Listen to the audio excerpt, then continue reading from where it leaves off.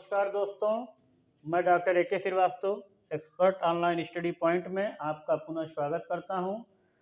कल के वीडियो में मैंने आपको बताया था personal pronoun, first person, second person और थर्ड पर्सन का डिटेल बताया था हमने। उसमें कहां पे पर्सनल प्रोनाउन में हम एरर करते हैं उसके बारे में कुछ बताया था मैंने।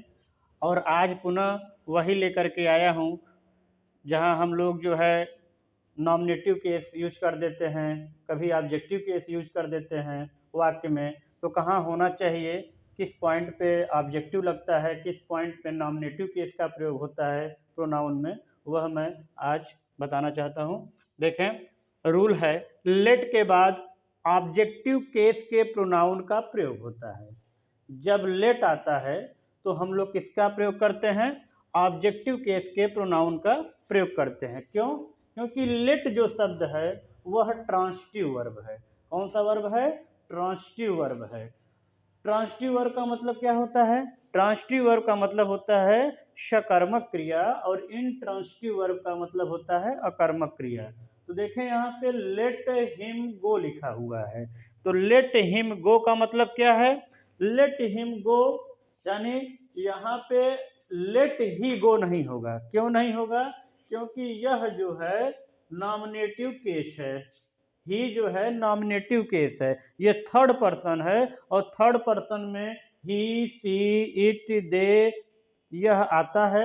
वह किस में रहता है? नॉमिनेटिव केस में रहता है। इसलिए लेट के साथ हमेशा जो है आप प्रोनाउन यूज करेंगे तो नॉमिनेटिव केस का प्रोनाउन नहीं आता है, ऑब्जेक्टिव केस का आता है। तो लेट हिम गो सही होगा, लेट ही गो सही नहीं होगा। नियम क्या है? लेट के बाद ऑब्जेक्टिव केस के प्रोनाउन का प्रयोग होता है। पुनः देखें, प्रीपोजिशन के बाद ऑब्जेक्टिव केस के प्रोनाउन का प्रयोग होता है, न कि नॉमिनेटिव केस के प्रोनाउन का। किसके बाद?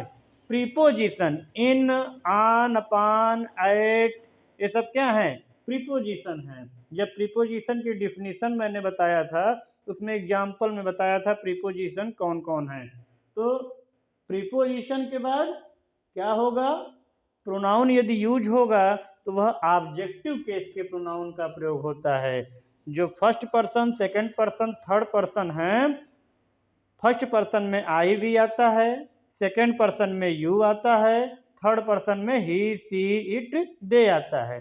तो जो फर्स्ट पर्सन है आई भी वह नॉमिनेटिव केस में है, जो यू है वह भी नॉमिनेटिव केस में है, और जो ही, सी, इट, दे है वह भी नॉमिनेटिव केस में। नॉमिनेटिव केस का मतलब कर्ता कारक, ऑब्जेक्टिव केस का मतलब कर्म कारक। तो देखें जरा, प्रीपोजिशन के बाद ऑब्जेक्टिव केस के प्रोनाउन का प्रयोग होता है, न कि नॉमिनेटिव केस के प्रोनाउन का प्रयोग होता है।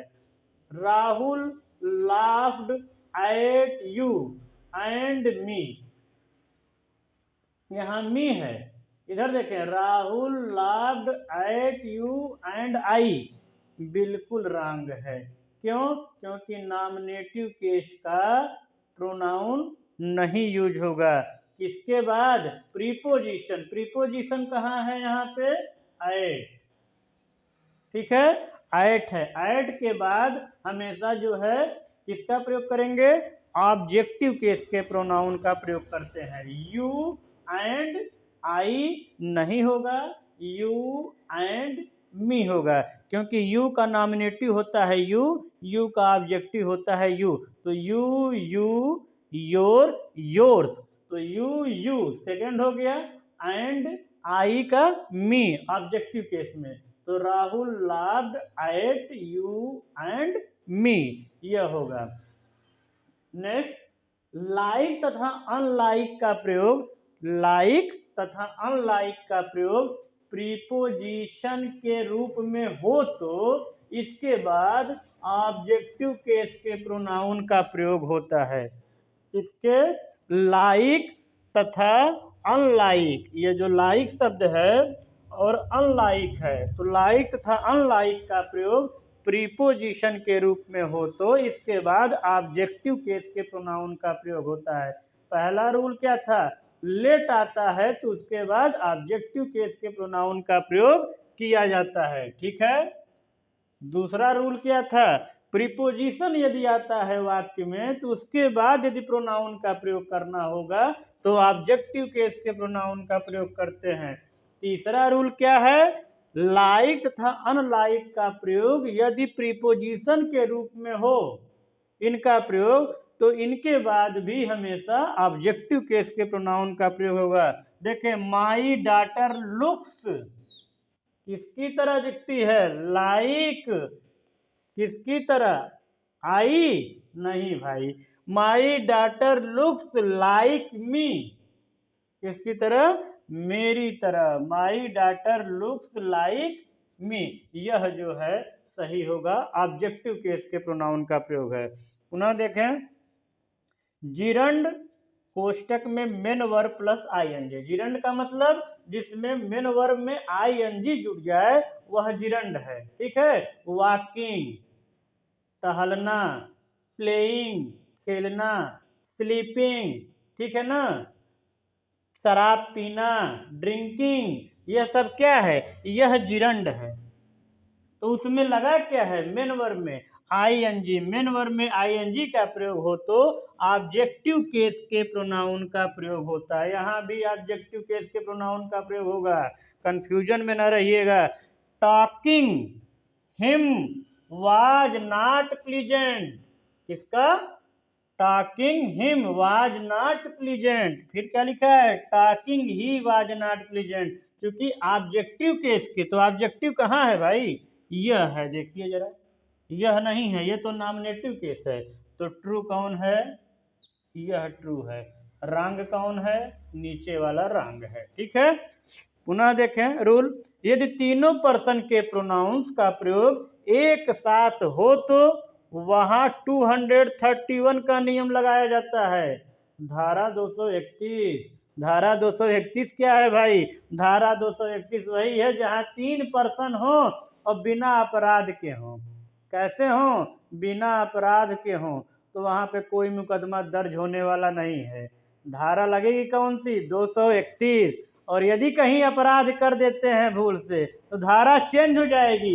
अभी तीनों लोग हैं, कौन कौन, मैं तुम और वह, मैं तुम वह क्या है, मैं तुम और वह, ये तीनों लोग के बारे में भी कुछ ऐसा नहीं बात बोला गया है जिससे लगे कि अपराध हो रहा है, ठीक है ना, बुराई आ रही है। केवल बोला क्या गया, I you and he go there, यह सही है कि you I and he go there, यह सही है कि he and you I go there, यह सही है। सही कौन सा है इसका पता लगेगा इनका सेंटेंस देखने पर।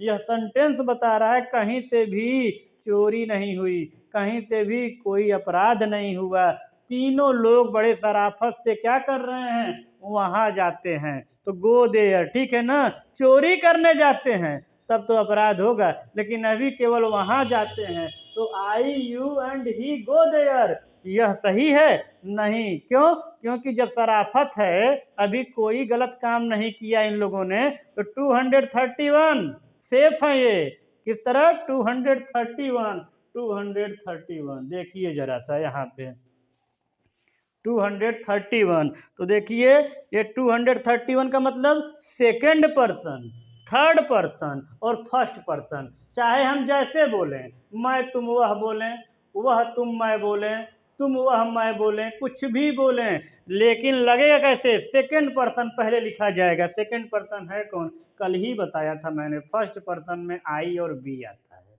सेकंड पर्सन में यू आता है, थर्ड पर्सन में ही सी इट दे आता है, तो सेकंड पर्सन में कौन आता है, यू आता है, तो यू पहले लिख देंगे, ठीक है। फिर थर्ड पर्सन, तीसरा है ना, तो थर्ड पर्सन, थर्ड पर्सन में ही आता है। तो बात किसकी हुई, तुम वह और मैं, तीन लोग, वह बोल रहा है, ठीक है, तो ही लग गया। अगर वे बोल देता, तुम वे और मैं, ठीक है ना, तब भी थर्ड पर्सन है, तब भी जो है थर्ड वाला किसके बाद आता है, सेकंड के बाद आ जाता है। दे होता तब भी, ही है तब भी, सी है तब भी, क्या होगा, दो के दूसरे नंबर वाले के बाद तीसरा नंबर आएगा। तो देखे जरा, you he and I, second person, third person, first person, क्या गो देयर, गो देयर, वहां जाते हैं।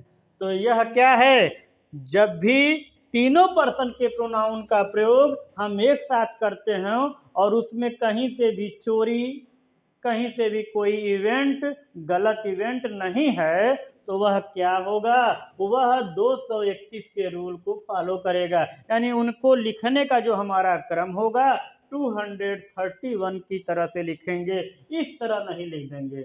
नाम तो इसमें भी तीनों है, लेकिन यह नहीं कि पहले आई लिख दो, फिर यू लिख दो, फिर ही लिख दो। और यह भी नहीं है कि पहले ही लिख दो, मन में आया यू लिखो, ही यू एंड आई, यह भी नहीं होगा।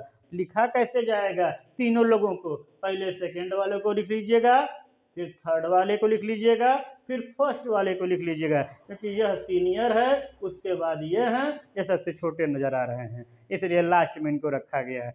तो धारा 231, ठीक है ना, यही याद कर लीजिए कि शराफत है तो 231 हम सेफ हैं, शराफत नहीं है तो बताऊंगा नेक्स्ट में, ठीक है ना।